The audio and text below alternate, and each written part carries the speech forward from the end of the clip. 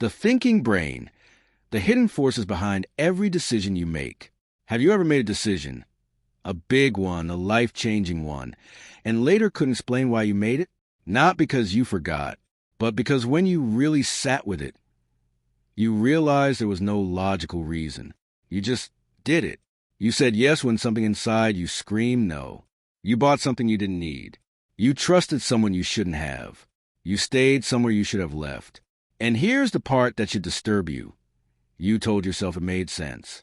You built a perfectly reasonable explanation after the fact. You convinced yourself you were thinking clearly. You weren't. Here's what nobody wants to admit. Your brain did not make that decision. Something older, faster, and far more vulnerable did. And the people who understand that, the manipulators, the marketers, the architects of influence, they have been counting on you not knowing this your entire life. Before we go any further, if you've ever felt like you were being played and couldn't figure out how, this channel exists for you. Every video we make is built on one principle. Knowledge is armor. And right now, most people are walking around unprotected. Hit the like button. Not for us. Do it because it's a signal to yourself that you take this seriously. Subscribe because the person you are by the end of this video deserves to keep becoming more aware. If you scroll past without doing either, you'll forget what you're about to learn. And that's exactly what the wrong people are counting on. Big promise. Here's a story you have been told your entire life. You are a rational being. You weigh your options. You consider the evidence. You make informed choices based on your best interests. Slower. That story is a lie. And it's not a harmless one. Neuroscience, behavioral psychology, and decades of research have confirmed what dark psychologists have quietly known for years. The human brain does not think first and feel second. It feels first, instantaneously, automatically, below the level of conscious awareness. And then it thinks just long enough to justify what it already decided. Your rational mind is not the driver. It is the passenger who keeps insisting they're in control. This matters because we live in a world engineered to exploit exactly that gap.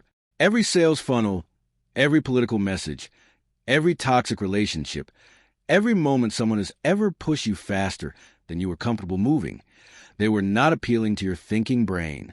They were bypassing it entirely, targeting something underneath it, something you didn't even know was there. Here's a big promise of this video. By the time it ends, you will understand the 4 specific mechanisms that make your brain predictably exploitable, and you'll have the one mental tool that gives you back control. You will not be able to unsee this. The world will look different to you, and some people in your life will make a lot less sense, in a way that finally makes complete sense. Lesson 1. The illusion of rational thought. Name it. The Post-Decision Rationalisation Loop. Prove it. In a now famous psychology study, researchers asked participants to choose between 2 photographs, 2 strangers' faces. They chose one. Then, through sleight of hand, the researchers secretly switched the photo. They handed the participant the one they didn't choose and asked them to explain why they picked it. The majority didn't notice the switch. They confidently explained their reasons for choosing a face they had actually rejected. They didn't lie. They genuinely believed what they were saying. Their brain invented a logical story in real time, a story that had nothing to do with reality. Explain it. This is what neuroscientists call confabulation. Your conscious mind does not have access to the real reasons behind your decisions. Those reasons are processed in the limbic system, the emotional, survival-oriented brain, in milliseconds, before your prefrontal cortex, the part that does language, logic, and planning, even gets a signal. By the time you think about a decision, it's already been made. What feels like reasoning is reconstruction. It's a story told after the fact. Connect it. Think about the last time you made an impulse purchase, or agreed to something before you'd finished hearing it, or stayed in a conversation longer than you wanted to. Your thinking brain wasn't absent. It was just late, and it did what it always does when it arrives late to a decision that's already been made. It justified it. Open the loop. That alone should be unsettling. But here's what makes it dangerous. If someone else knows your brain decides before you do, they can control what it decides before you even walk into the room. Lesson 2, the anchoring trap. Name it, anchoring. the most quietly devastating cognitive bias you've never been taught to recognize. Prove it. In a study by psychologists Tversky and Kahneman, participants were shown a spinning wheel, rigged to land on either 10 or 65. After seeing the number, they were asked what percentage of African countries are in the United Nations. The people who saw 65 guessed nearly twice as high as those who saw 10. A completely random, irrelevant number, a wheel spin, altered their judgment on a factual question they were asked moments later. Explain it. The brain is not a calculator. It is a comparison machine. When you encounter any new piece of information, a price, a statement, a number, an idea, your brain doesn't evaluate it in isolation. It immediately reaches for the nearest reference point, the anchor. Whatever came first becomes the invisible benchmark everything else is measured against. You can't opt out. The anchor works whether or not you're aware of it. Connect it. This is why the first price you see in a negotiation determines the entire range of what feels reasonable. It's why someone who opens an argument with an extreme position will always pull the final agreement closer to their side. It's why, when someone describes you using a single negative word at the start of conversation, everything you do after that is filtered through that label. You're being anchored constantly, in shops, in meetings, in relationships, and most people have no idea it's happening. Open the loop. Anchoring manipulates what feels fair. But the next mechanism doesn't bother with fairness at all. It attacks something far more primal, your need to belong. Comment engagement. I want to pause here for a moment because I'm genuinely curious. Think back. Has there ever been a moment where you made a decision and later realized you've been influenced in ways you didn't see at the time? A purchase, a relationship, a job, something you agreed to that you still can't fully explain. Drop it in the comments. You don't have to share details, even just, yes, and it cost me, or I'm realizing this right now. I read every single comment on this channel, and I think you'll find you're not alone in this. Lesson 3. Social proof exploitation. Name it. Manufacture consensus. The weaponization of your tribal brain. Prove it. In 1951, psychologist Solomon Asch ran a deceptively simple experiment. He showed participants a line and asked them to match it to one of 3 other lines. The correct answer was obvious, but the participant was surrounded by actors who all confidently gave the wrong answer. And here's what happened. 75% of participants went along with the clearly wrong answer at least once. Not because they were stupid, because the brain is not wired for independent truth-seeking. It is wired for social survival. Explain it. For hundreds of thousands of years, being cast out from the group was a death sentence. The brain evolved a powerful override mechanism. When the people around you believe something or appear to, your nervous system interprets disagreement as a threat.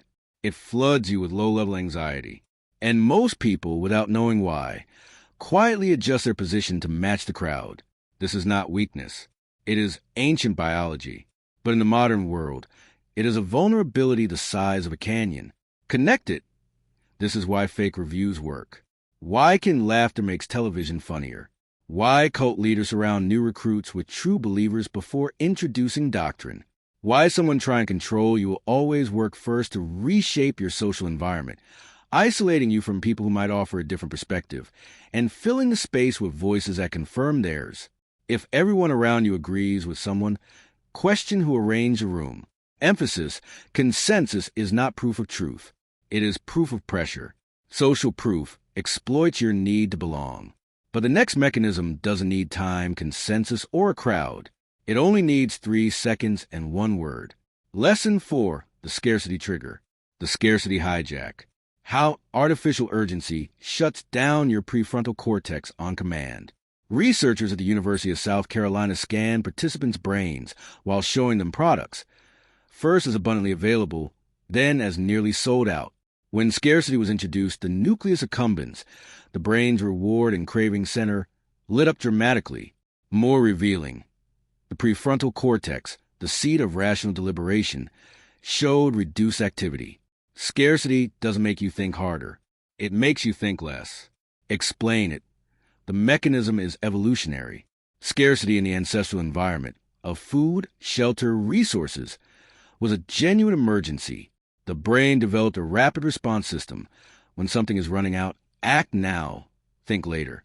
That system was life-saving for 200,000 years. Today, it is triggered by countdown timers on websites. Only 3 left in stock labels, and phrases like, "This offer expires tonight." The emergency response fires. The deliberative mind steps aside. And you decide, fast, emotional, and often in someone else's favor.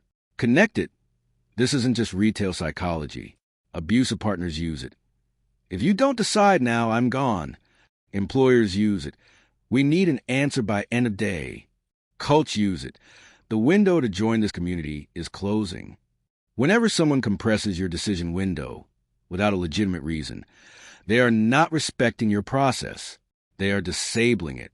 The urgency is the manipulation. The deadline is the weapon. Open the loop. You now have 4 mechanisms.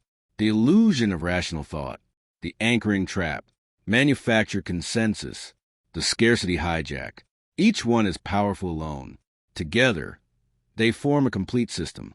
And someone in your life, right now, may be using all 4 at once. Revelation plus reframe. Here is the unified truth that connects everything you've just learned. Your brain has 2 operating systems. The first is fast, automatic, emotional, and ancient. Researchers call it System 1. It runs constantly, below the surface, making hundreds of micro-decisions every hour. It is brilliant at keeping you alive. It is catastrophically vulnerable to exploitation. The second system is slow, deliberate, effortful, and logical. System 2. This is the thinking brain, the one the title of this video promised to show you. And here's the truth about it. It is not your default. It has to be consciously activated. It costs energy. And under pressure, time pressure, social pressure, emotional pressure, your brain will almost always default back to System 1. Dark psychology does not attack your intelligence. It attacks the conditions under which your intelligence operates. It manufactures speed, consensus, scarcity, and confusion, because those are the exact conditions under which System 2 goes offline and System 1 takes over, fully steerable by whoever set the environment. Slower, now you can't unsee it. Every time someone rushes you, they are switching off your thinking brain. Every time someone surrounds you with agreement, they are switching off your thinking brain. Every time someone anchors you with a number, a label, or a first impression, they are steering your thinking brain before it's even awake. The defense is not to become paranoid. It is to become slow. Deliberately, strategically slow. When you feel urgency, pause. When you feel social pressure, ask what independent evidence says. When a decision feels obvious, ask what made it feel that way and when. The thinking brain is not absent. It just needs an invitation. Your job is to give it one, especially when the world around you is screaming that there's no time. You are not a passive receiver of influence.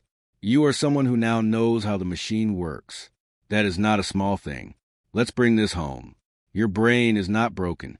It is not weak. It is a magnificent, ancient piece of biological engineering that was never designed for the psychological landscape of the modern world. The speed of it, the social engineering of it, the engineered scarcity and manufactured consensus of it. You were not taught this in school, and that absence is not an accident. But you know it now. You know about the Post-Decision Rationalisation Loop, that your conscious mind is often the last to know what you've already decided. You know about anchoring, that the first number, label, or idea you encounter sets the invisible benchmark for everything that follows. You know about manufactured consensus, that agreement around you is not evidence of truth, only of pressure. And you know about the scarcity hijack, that artificial urgency is not a reason to act fast. It is a reason to act slower. You know the 4 weapons, and you know the only shield. The deliberate, courageous act of pausing, of demanding your own thinking brain back before you hand over your decision. Pause. That is not a small shift. That is a different way of moving through the world. Now, I want to thank you, not in a generic way. I mean it specifically. You stayed until the end of a video about the hidden forces behind your own mind. That takes a particular kind of person. Someone who values truth over comfort. Someone who would rather know, even when knowing is uncomfortable, than stay in the dark That's who you are, and this channel is built for you. If someone in your life is being manipulated right now, a friend, a family member, someone you care about who keeps making decisions that don't make sense, share this video with them, not as a lecture, as a gift. The way you'd hand someone a light in a dark room. You're not telling them they're foolish. You're giving them what you just received. If you haven't subscribed yet, do it now. Because what you learned today is one layer. The full picture goes deeper, much deeper, and we're only just beginning. Slower. And finally, one question I'm going to leave you with. One I won't answer today. If your brain makes decisions before you're conscious of them, who exactly is making your choices? That answer is in the next video. I'll link it right here. Go watch it. You've earned it.